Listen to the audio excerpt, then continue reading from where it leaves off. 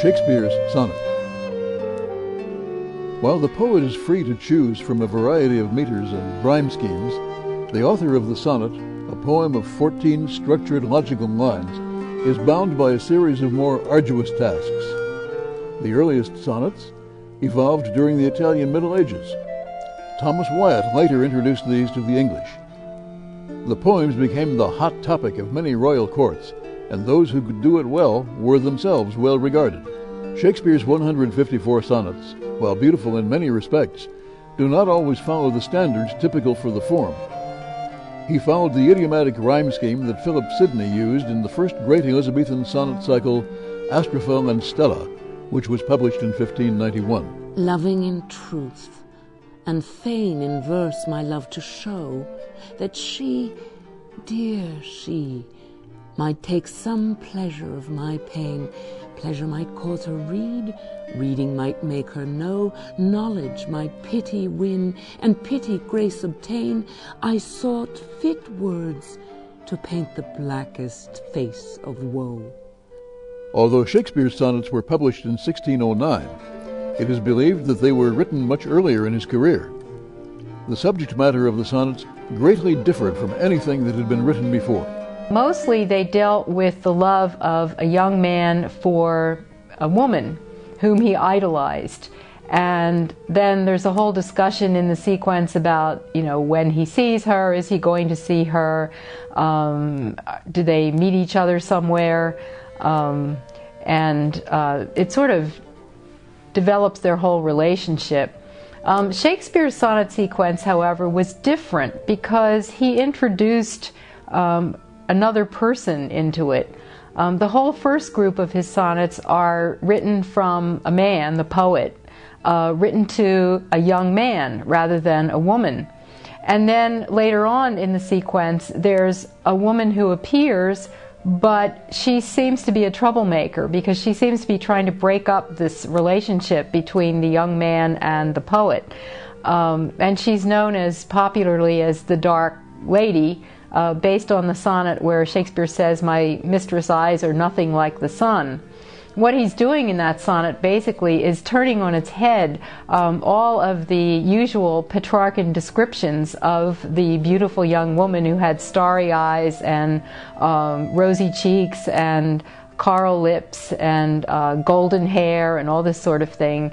You find this in the Italian tradition, and then you find the English writers doing it. Shakespeare turns that on its head, and he says, "My mistress's hair is dark, it's stiff, she has dark eyes, and even her skin is sort of tawny colored."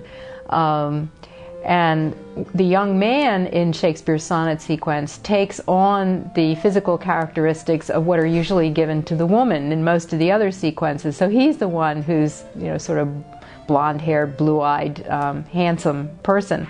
I think Shakespeare did this because I think he was playing around with the sonnet tradition.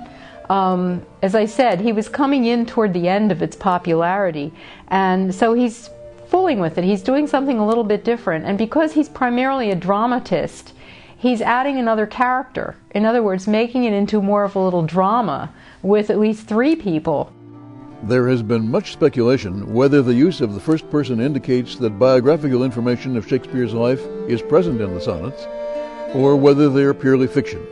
The first 126 sonnets are addressed to a young man known as Fair Youth. Sonnet 18. Shall I compare thee to a summer's day? Thou art more lovely and more temperate. Rough winds do shake the darling buds of May, and summer's lease hath all too short a date.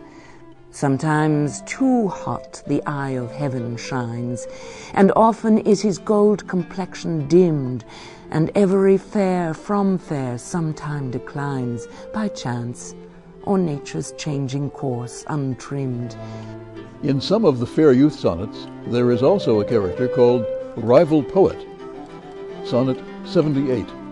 So oft have I invoked thee for my muse, and found such fair assistance in my verse, as every alien pen hath got my use, and under thee their poesy disperse.